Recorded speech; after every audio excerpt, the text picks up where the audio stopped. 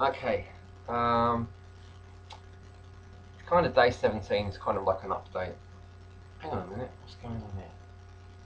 Oh no, it's day 17. It is day 17. Hang on. What's going on? Hmm. That's right. I've done a video already. I mentioned the astrology, and your ascendant. Um, okay. Sphere of mercy. Right. In many respects, as far as I'm concerned, this is the sphere you want to arrive at and kind of stay at. This is like the good sphere out of the whole tree. It's the sphere that you want to be. This is where you want to be at. The sphere of mercy.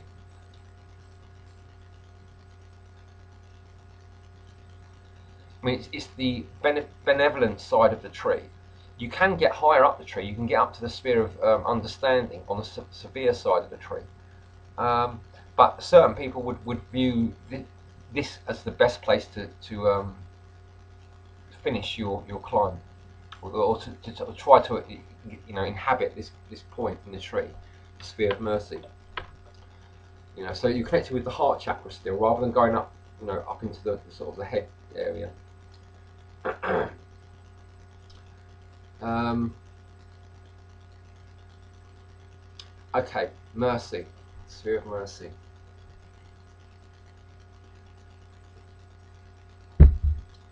So it's dependent on understanding the sphere of destruction and severity. You can't really have proper access to the sphere of mercy, unless you've already mastered the sphere of severity. Um,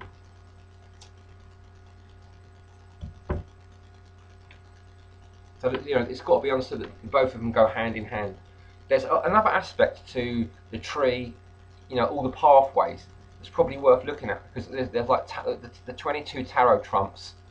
All have got like traditional kind of places in the tree that that connect one sphere to another, and the path that connects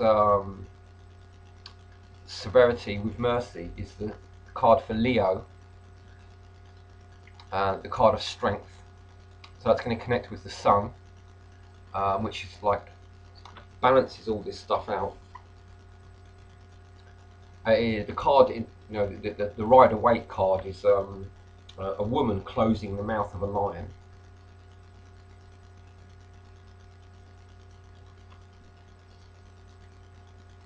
So it's like you need to be like that woman that closes the mouth of the lion. You've got to have the control over severity in order to, provide mercy and have mercy, and be able to give mercy. You need to be able to first have severity and destruction and power. In order to have mercy, it's a king that gives mercy. You have the power first before you can give the mercy. Um, this also goes a lot back to like envy, existential envy. I think this is a real key point, about understanding the matrix and the zombification of people. And another aspect I want to bring in now is the idea that there are all different levels of like awareness, and people can go probably for lifetimes and hardly ever reach up to some of the higher levels, the deeper levels. There's an idea that I've got. I don't know where I got it from. It seems to be around in my head somewhere. That there seems to be people that want to have a bad life. Now, I've come to this conclusion that there could be very, very good reasons why they want to have a bad life. They want to have a miserable experience on this plane, and it could be something to do with attachment. If you have a good life, you're going to want to come back and have another good life. So you're not going to become, detached from the physical plane. You're going to be too attached to it. So I think people like work in concert with their higher selves to have bad lives on purpose, deliberately, to lose the attachment for the physical plane. so they can, like, you know, go off into higher dimensions when they die. It's kind of like, you know, like doing a penance. You know, and the long suffering so that you can go to heaven, you know, that sort of thing. But there's also another side of it. If you, like, I want to have a good life myself.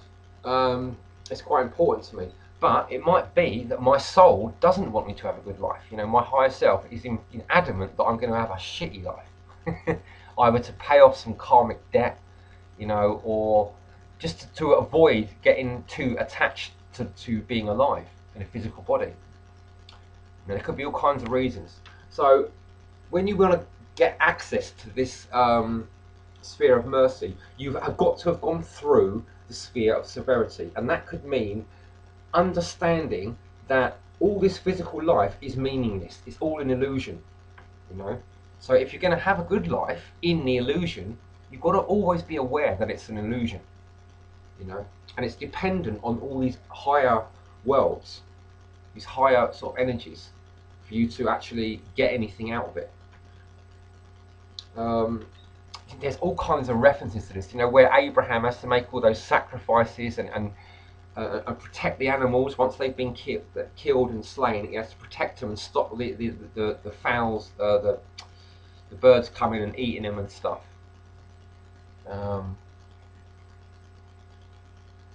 Yeah, that's sort of like combining the severity and the sacrifice. This seems a bit esoteric even to me, you know. I don't quite understand it myself, so I can't really expect you to, but there are kind of like big things afoot here. I don't know what I'm talking about.